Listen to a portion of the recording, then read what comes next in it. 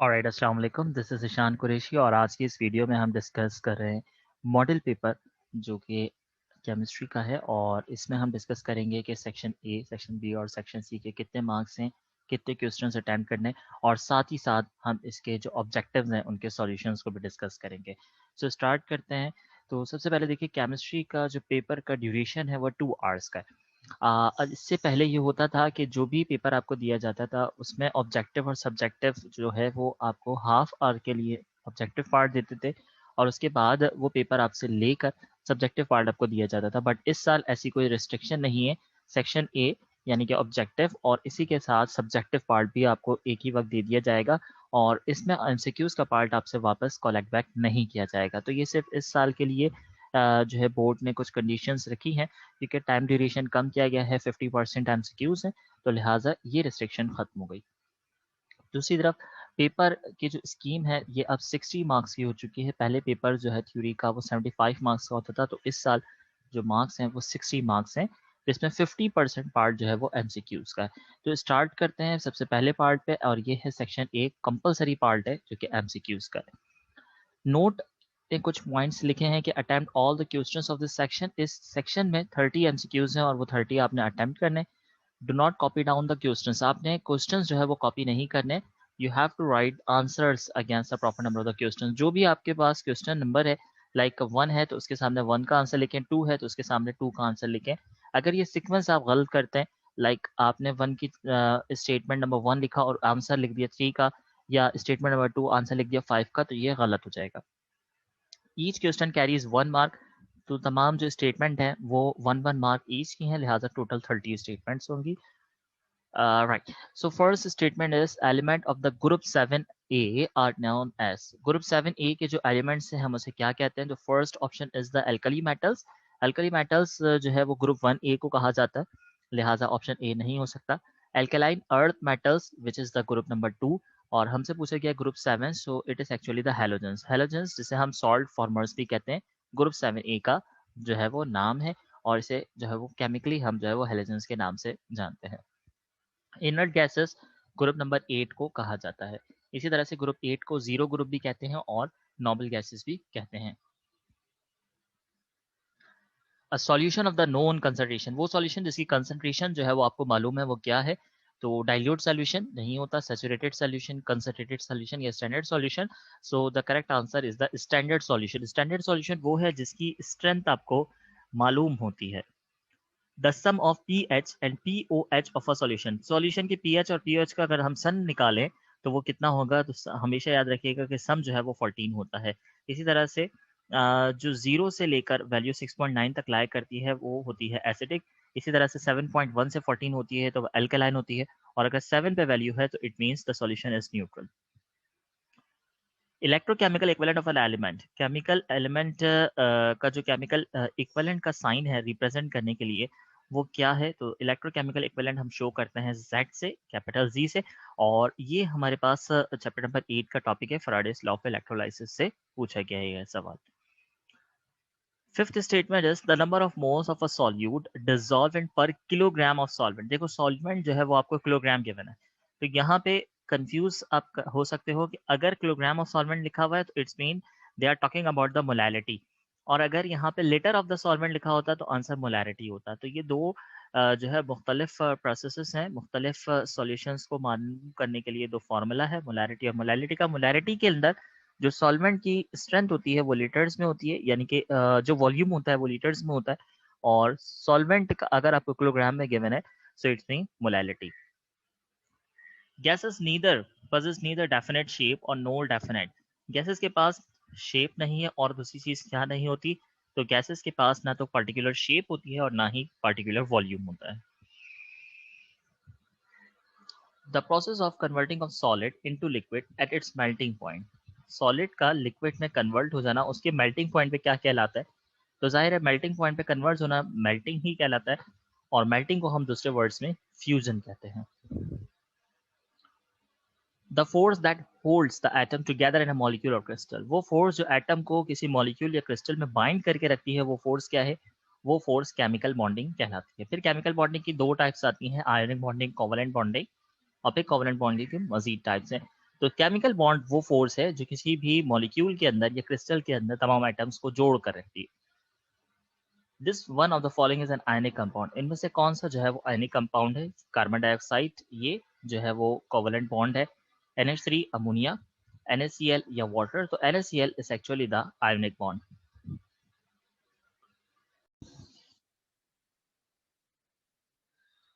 Number of particles, sorry, the number of the periods और the series.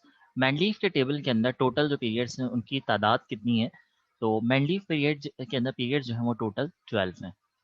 ये statement कुछ ऐसी हैं जो आपको याद रखनी है, इसके अंदर कोई लॉजिक नहीं है। द ओनली लिक्विड मेटल, पूरे पीरियोडिक टेबल में याद रखो सिर्फ दो ही जो है वो एलिमेंट है जो लिक्विड फॉर्म में मौजूद है, एक है ब्रोमीन और एक है मर्क्यूरी। बट अगर यहाँ पे मेंशन किया जाए कि मेटालिक लिक्विड कौन सा है, तो metallic liquid is the mercury. तो अगर मेटालिक लिक्विड का पूछा गया है तो आप ऑप्शन पे जाएंगे मर्क्यूरी, और अगर सिंपली लिक्विड होता कि द ओनली लिक्विड इज, तो ब्रोमीन जो है वो क्लिक करते। Right, it is the heaviest सब एटॉमिक पार्टिकल। एटॉमिक पार्टिकल्स हैं, हमें पता है इलेक्ट्रॉन, प्रोटॉन और न्यूट्रॉन। फोटॉन जो है वो सब एटॉमिक पार्टिकल नहीं है, तो इससे एक्सक्लूड कर देते हैं। अब हमारे पास बचा इलेक्ट्रॉन, प्रोटॉन और न्यूट्रॉन। इसमें सबसे हैवी कौन सा है? तो इलेक्ट्रॉन, जिसका मास तकरीबन 1836 टाइम्स प्रोटॉन से कम होता है। अब ऑप्शन बचते हैं प्रोटॉन और न्यूट्रॉन। तो प्रोटॉन और न्यूट्रॉन के अंदर सिर्फ और सिर्फ एक छोटा सा फर्क पाया जाता है। प्रोटॉन का मास होता है 1.673 और 10⁻⁻27, जबकि न्यूट्रॉन का मास होता है 1.6735। तो एक छोटा सा जो है फर्क है 1.673 और 1.675, ये छोटा सा फर्क है 0.02 का, जो कि प्रोटॉन और न्यूट्रॉन के मास में। लेकिन अगर हम इसे कंपेयर करते हैं इलेक्ट्रॉन के मास से, तो प्रोटॉन जो है इलेक्ट्रॉन के मुकाबले में 1836 टाइम्स ज्यादा है, यानी कि 1836 गुना ज्यादा है। और इलेक्ट्रॉन के मुकाबले में न्यूट्रॉन को अगर हम कंपेयर करते हैं, तो न्यूट्रॉन जो है वो 1838 टाइम्स इलेक्ट्रॉन के मास से ज्यादा होता है। तो 1838 और 1836, so correct option is the neutron. The average mass number of all the naturally found isotopes of an element. ये आपसे पूछी गई है एक डेफिनेशन जो कि चैप्टर नंबर 2 के अंदर है, और इसमें आपसे कह रहे हैं the average mass number of all naturally found isotope of an element. Isotope of an element के अंदर जो है वो मास नंबर एवरेज हम किससे कंपेयर करते हैं? सो it is the atomic mass. In water यानी कि H2O, the ratio by mass between hydrogen and oxygen. तो देखो हाइड्रोजन और ऑक्सीजन के मासेस को अगर हम देखें, हाइड्रोजन का मास होता है 1, 2 एटम है तो ये हो जाएगा 2, और 16 एटॉमिक मास है ऑक्सीजन का, तो 2:16 रेशियो होना चाहिए। और अगर हम इसे सिंपल करें तो 2 1 2, 2 8 16, तो सिंपलेस्ट रेशियो जो है वो 1:8 है, जो कि हाइड्रोजन और ऑक्सीजन के दरमियान रेशियो पाया जाता है। Empirical formula of glucose. Empirical formula होता है रिलेटिव नंबर ऑफ एटम्स, और अगर मॉलिक्यूलर फॉर्मूला होता है तो एक्चुअल नंबर ऑफ एटम्स होते हैं। यहाँ पे एम्पेरिकल फॉर्मूला पूछा गया है तो एम्पेरिकल फॉर्मूला होता है CH2O, और अगर मॉलिक्यूलर फॉर्मूला पूछते तो हम बताएंगे C6H12O6। A reaction in which a substance burns in oxygen to produce heat and flame। ऐसा रिएक्शन जिसके अंदर सब्सटेंस जो है वो ऑक्सीजन की मौजूदगी में बर्न करते हैं, जलाते हैं, ताकि हम हीट और फ्लेम प्रोड्यूस कर सकें, ये रिएक्शन क्या कहलाता है? So it is combustion reaction. Right, the study of hydrocarbons and their derivatives. Hydrocarbon और डेरिवेटिव्स की जो स्टडी है उसे क्या कहा जाता है? सो हाइड्रोकार्बन और डेरिवेटिव्स की स्टडी जो है वो सिंपलेस्ट ऑर्गेनिक केमिस्ट्री कहलाती है। It is the best disinfectant. Halogens के मेंबर है, यानी कि ब्रोमीन है, फ्लोरीन है, क्लोरीन है और आयोडीन है। इनमें से बेस्ट डिसइंफेक्टेंट कौन? तो बेस्ट डिसइंफेक्टेंट के तौर पे हम क्लोरीन को कंसीडर करते हैं, लिहाजा बेस्ट डिसइंफेक्टेंट जो है वो क्लोरीन है। Substance whose aqueous solution changes red litmus paper into the blue। वो सॉल्यूशन जिसके अंदर लिटमस पेपर अगर हम डिप करें तो जो है वो कलर अपना चेंज कर लेता है ब्लू के अंदर। तो याद रखें कि अगर लिटमस पेपर का कलर रेड हो जाता है तो सॉल्यूशन जो है वो एसिड है, और अगर ब्लू हो जाता है कलर तो वो बेस है। So the option is B. The bond found by the mutual sharing of electron. Electrons की म्यूचुअल शेयरिंग, यानी कि अगर एक एटम एक इलेक्ट्रॉन शेयर कर रहा है तो दूसरा एटम भी एक इलेक्ट्रॉन शेयर कर रहा है, this is called mutual sharing. बराबर की शेयरिंग हो रही है एटम्स के दरमियान में, ऐसा बॉन्ड जो है वो कोवेलेंट बॉन्ड कहलाता है। 44 AMU of carbon dioxide. Carbon dioxide का 44 एटॉमिक मास यूनिट बराबर है किसके? Molar mass, molecular mass, atomic mass और मास नंबर। सबसे पहले देखो एटॉमिक मास ये नहीं हो सकता because it is the molecule, तो एटॉमिक मास तो नहीं है। मास नंबर नहीं हो सकता क्योंकि इसमें भी हमने एटम की बात नहीं की, यहाँ पे हमें मॉलिक्यूल गिवन है। या तो ये मोलर मास है या मॉलिक्यूलर मास है। मोलर मास उस वक्त होता है जब आपके पास आपने मास को मेजर किया होता है ग्राम के अंदर। तो अगर यहाँ लिखा होता है 44 ग्राम ऑफ कार्बन डाइऑक्साइड तो हम लिखते हैं मोलर मास, बट यहाँ पूछा गया 44 AMU, so the option is the C, which is molecular mass.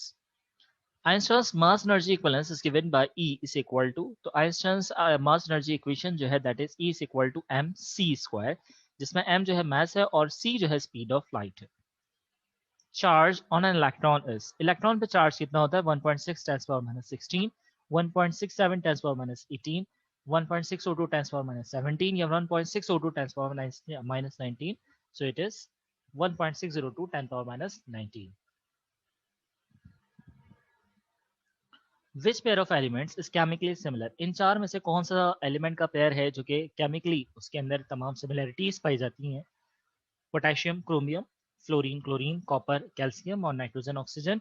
So correct sequence या करेक्ट जो एलिमेंट का पेयर है वो फ्लोरीन और क्लोरीन का है, क्योंकि फ्लोरीन और क्लोरीन एक ही ग्रुप के अंदर पाए जाते हैं। Law of multiple proportion is presented by multiple, हमें पता है चैप्टर नंबर 2 में हमने 4 लॉज पढ़े। लॉ ऑफ जो है कंजर्वेशन ऑफ मास था, कांस्टेंट कंपोजिशन है, रेसिप्रोकल प्रोपोर्शन है और मल्टीपल प्रोपोर्शन है। तो मल्टीपल प्रोपोर्शन किसने प्रपोज किया था? तो John Dalton was the scientist who proposed the law of multiple proportion. Solutions are solutions क्या होते हैं? ओपैक, ट्रांसपेरेंट, कोलाइड्स या नन ऑफ दीस। तो सॉल्यूशन याद रखें हमेशा ट्रांसपेरेंट होते हैं और अगर सस्पेंशन की बात होती है तो वो ओपैक या ट्रांसल्यूसेंट हो सकते थे। 1 Faraday is equal to dash coulombs. 1 Faraday में कितने कूलम्स होते हैं? तो 1 Faraday is equal to 96500 coulombs, ये आपने याद रखना है। Number of molecules present in 18 gram of water. Molecules पूछे गए, नंबर ऑफ मॉलिक्यूल्स और 18 ग्राम ऑफ वाटर, तो इसलिए आपको फॉर्मूला लगाना पड़ेगा कि number of molecules is equal to mass of substance multiply by the Avogadro's number and divided by the molecular mass. अब देखो मॉलिक्यूलर मास यहाँ पे 18 जो है वो होता ही है वाटर का, और आपको number of molecules 18 gram of water में ही पूछे हैं, तो 18 divided by 18 is equal to 1, और जब हम इस 1 को मल्टीप्लाई करते हैं एवोगैड्रोस से तो आंसर आता है 6.02 10 power 23, which is Avogadro's number. अगर आपके पास मास ऑफ सब्सटेंस और मॉलिक्यूलर मास एक ही है तो नंबर ऑफ मॉलिक्यूल्स जो है वो 6.02 10 पावर 23 ही होंगे। यहाँ पे अक्सर सवाल में बच्चों को कंफ्यूज करते हैं, इस तरह से भी पूछ सकते हैं कि number of molecules present in the carbon atom is, तो तब भी जो है वो हमारे पास नंबर ऑफ मॉलिक्यूल्स नहीं, सॉरी, नंबर ऑफ एटम्स होगा। तो नंबर ऑफ एटम्स हो, नंबर ऑफ आयंस हो, नंबर ऑफ मॉलिक्यूल्स हो, वो तमाम जो है वो एक मोल के लिए सिमिलर होते हैं, which is 6.02 10 power 23। Symbol of potassium, potassium का जो सिंबल है वो क्या है? तो पी मत समझना इसको, पोटेशियम का जो सिंबल है वो के है। It has a slippery touch, इनमें से वो कौन सा सब्सटेंस सॉल्यूशन है, सॉरी क्योंकि यहाँ पे तमाम सॉल्यूशंस के नाम है, लिहाजा वो कौन सा सॉल्यूशन है जिसका टच जो है वो स्लिपरी होता है, एसिड का या बेसिस का? So option is the base, base जो है वो स्लिपरी इन टच होता है। यहाँ तक तो हमने बात की सेक्शन ए की। अब जरा हम देखते हैं सेक्शन बी, और सेक्शन बी में हम जरा डिस्कस करते हैं कि आपके पास क्या पार्ट होगा, पार्ट्स कितने होंगे। तो सेक्शन बी आपको गिवन है, which consist of the section B is of short answer questions, और इसमें जो है आपको पार्ट करने हैं टोटल 6 सवाल, 6 क्वेश्चंस आपने अटेम्प्ट करने हैं, और जो आपका एक सवाल है वो 3 नंबर का है। तो इस हिसाब से अगर आप 6 सवाल करते हैं तो 6 multiply by 3 is equal to 18 marks का ये पार्ट होता है, right? So you have to answer any 6 questions, and in this 6 questions you have the choice of 3 questions. आपके पास 10 सवाल गिवन है, पहले नंबर नहीं है सीक्वेंस में क्योंकि फर्स्ट क्वेश्चन आपका एमसीक्यूज था। 2 से लेकर 10 तक के आपके पास क्वेश्चंस हैं जिसमें आपके पास 9 सवाल हैं और 9 में से 6 सवाल के आपने जवाब देने, 3 चॉइसेस आपके पास मौजूद हैं। First question is what is mean by mole, यानी मोल की डेफिनेशन आपने लिखनी है, साथ साथ calculate the number of moles in 96 gram of sulphur dioxide. Sulphur dioxide के नंबर ऑफ मोल्स मालूम करने हैं आपको, mass of substance 96 gram given है। Write down any 3 chemical properties of acids, acids की 3 केमिकल प्रॉपर्टीज आपने बतानी है। Define ionic bond, ionic bond क्या होता है इसकी डेफिनेशन लिखोगे, और describe the mechanism of formation of NaCl। यहाँ पे 2 बातें हैं, आपसे पूछा गया mechanism of formation of sodium chloride, तो यहाँ आप इसको एक्सप्लेन करेंगे बजाय इसके कि आप उसको डायग्राम बनाएं। अगर आपसे डायग्राम बनाने के लिए कहा जाता तो लिखा जाता illustrate, illustrate the formation of NaCl, तो फिर आप उसे इलस्ट्रेट करते। Balance of following chemical equations by using coefficient, coefficient का इस्तेमाल करते हुए आपने बैलेंसिंग ऑफ इक्वेशन करना है। Find out the protons and neutrons present the following atoms, 3 item आपको गिवन है, इनमें आपने प्रोटॉन और न्यूट्रॉन जो है वो कैलकुलेट करना है। What are transition element? Transition element किसे कहते हैं? Describe any two general characteristics of these elements. इन एलिमेंट्स के आपने जनरल कैरेक्टरिस्टिक्स लिखने हैं। Define both kinds of displacement reaction. Displacement reaction की दोनों टाइप्स बतानी है। अब वो दोनों टाइप्स कौन सी है? सिंगल डिस्प्लेसमेंट रिएक्शन और double displacement reaction with N appropriate chemical equation. और साथ ही साथ आपने दोनों के लिए एक इक्वेशन लिखनी है, लाइक सिंगल डिस्प्लेसमेंट रिएक्शन, और फिर उसके एक एग्जांपल लिखेंगे, केमिकल इक्वेशन होनी चाहिए और वो भी बैलेंस्ड। और फिर डबल डिस्प्लेसमेंट रिएक्शन लिखकर आप उसकी केमिकल इक्वेशन बैलेंस्ड फॉर्म में लिखेंगे। What is diffusion? डिफ्यूजन की डेफिनेशन लिखेंगे, state Graham's law of diffusion of gases. और Graham's law of diffusion of gases को आप स्टेटमेंट जो है वो उसकी मेंशन करेंगे। और इसके साथ इसका फॉर्मूला भी आपने लाजमी लिखना है कि rate of diffusion of gases inversely proportional to the square root of the mass or density of the given element or substances. Calculate the molarity of a solution. Molarity आपने निकालनी है which has mass 4 grams और sample आपको given है sodium hydroxide, volume आपको given है 100 ml solution. Right, so now is the section C. इस section C के अगर हम टोटल मार्क्स देखें तो टोटल मार्क्स है 12 मार्क्स। अब ये 12 मार्क्स किस तरह से होंगे? एक सवाल जो है वो आपका 6 नंबर का है और आपने जो है वो टोटल 2 सवाल जो है वो सॉल्व करने हैं, यानी आपके पास एक सवाल के 6 मार्क्स है तो 2 सवाल जो है वो आपके 12 नंबर के हो जाते हैं। क्वेश्चन 11 10 आपका सेक्शन बी तक था। सेक्शन सी में 11 पार्ट जो है वो है कि डिफाइन सॉल्युबिलिटी। सॉल्युबिलिटी को डिफाइन करो, देन लिस्ट द फैक्टर्स, उसके बाद फैक्टर्स लिखो विच अफेक्ट द सॉल्युबिलिटी। वो जो है आपके पास फैक्टर्स सॉल्युबिलिटी के टेम्परेचर हो सकता है, कंसंट्रेशन हो सकता है, प्रेशर हो सकता है, तो ये फैक्टर्स आप लिखोगे और इनमें से किसी दो को आपने एलोबरेट करना है। State Faraday's law of electrolysis. Faraday के आपने दोनों लॉज की स्टेटमेंट लिखनी है, फर्स्ट लॉ ऑफ इलेक्ट्रोलाइसिस और सेकंड लॉ, और फिर explain any one of them, इनमें से किसी एक की आपने जो है एक्सप्लेनेशन लिखनी है। आप चाहे तो फर्स्ट स्टेटमेंट यानी कि फर्स्ट लॉ ऑफ इलेक्ट्रोलाइसिस को स्टेटमेंट के साथ साथ एक्सप्लेन कर सकते हैं, या फिर आप सेकंड लॉ ऑफ इलेक्ट्रोलाइसिस की एक्सप्लेनेशन दे सकते हैं। दोनों में से किसी एक की एक्सप्लेनेशन जो है वो नीडेड है। What is salt? सॉल्ट क्या है? On the basis of chemical properties describe it's 3 kinds with examples. Salt क्या है? केमिकल प्रॉपर्टीज की बुनियाद पे सॉल्ट्स की 3 टाइप्स कौन सी होती हैं, उन तीनों को आपने डिफाइन करना और साथ ही साथ एक बैलेंस्ड केमिकल इक्वेशन लिखनी है कि वो 3 सॉल्ट किस तरह से बनते हैं। Right down any 4 differences between covalent bond and coordinate covalent bond. Covalent bond और कोऑर्डिनेट कोवेलेंट बॉन्ड के दरमियान में आपने 4 फर्क लिखने हैं। मैं उम्मीद करता हूँ कि आपको ये पेपर समझ में आया होगा।